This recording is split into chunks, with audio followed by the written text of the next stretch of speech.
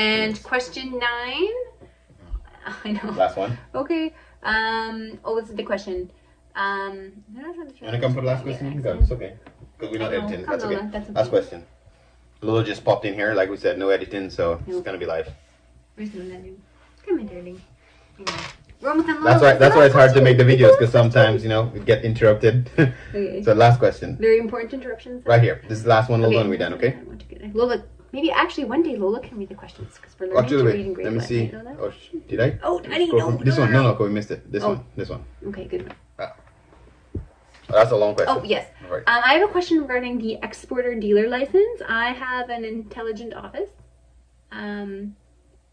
Or like maybe like an exporter office. Okay, yeah. Obviously no parking spots. And if this is the case, I was wondering if you happen to know if I can go straight from the auction and send the car to the other country or province with no potential buyer. I'm just worried that with no possibility to show the car at my aimed market, the customer will not be convinced to leave a deposit with me, especially at the beginning when my business does not have any recognition and have any good reviews. Thank you so much for what you do. Oh, that's nice. And waiting for more great videos. That's nice. Thanks for that. You. Yeah, but do we understand that, right? So basically, is he trying to ship cars, like buy cars here, his office here, right? And he's trying to ship to another country? Just the office does not work for me. That is why I've decided for now to start my business as an exporter. Okay, so you started your business as an exporter. I guess to answer that question, if you're an exporter, your customers are technically suppliers. Like if you're an exporter and you're shipping it to another province or even another country, you're technically it's almost like you're a supplier for other. You don't consider exporter dealers. To go from province to province. You're still technically a wholesaler, right? So exporter means literally wholesale. Trying to make it leave the country, yes, right? You're right. So to make it leave the country, I agree. Nobody's going to give you a deposit if you don't have any sense of credibility yet, because you're a new dealer. You would probably have to have a dealer over in whichever country you're trying to sell the car to, so that way you buy it here and ship it directly to that person, right? It's going to be very difficult. Or you have maybe a retail dealership at your set home-based country, right, that somebody you have that trust can run for you, and then you ship cars to your own dealership. So other than that, it's going to be very difficult to convince somebody to give you money to buy cars for them. Does that make sense? I think I'm not sure if I'm getting your question correctly. You could always let us know, and I can. And by the way, your aimed target market, if you're an exporter or even if you're a wholesaler, so if you're selling within province to province, so you'd be wholesaling. But if you're exporting out of the country, your customers are not traditional customers like you or I. They're other dealers, right? So they have different. They're going to ask different questions, right? They're not going to be so picky about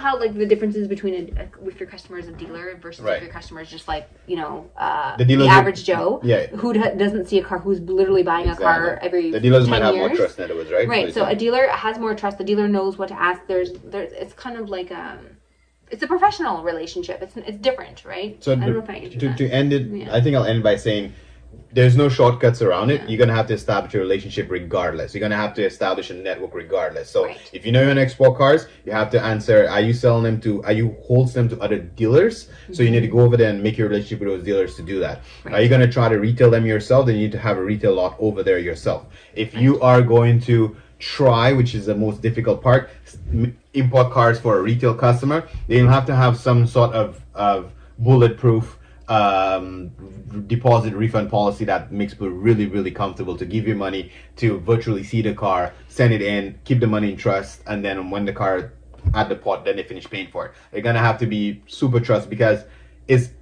I've my one time doing this blindly we'll end it with that story here. Is it just kind of happened, and only because of trust. A guy came to my dealership, and then he basically was going to my hometown country, St. Lucia, for I guess that's where he retired over there, and he saw a Jeep Wrangler I had on the lot, and he wanted it, and he was going back home the next day, and then it was very difficult, and he was like emotional about it. He really wanted the car, but then I'm like, you know what, I got you. If you're serious about it, you got to trust, but he paid me for the vehicle in full, and he left. He just flew away, and then I basically shipped the vehicle out for him, and then coordinated with him via emails. I mean, I'm very comfortable. Email him every day, let him know the process.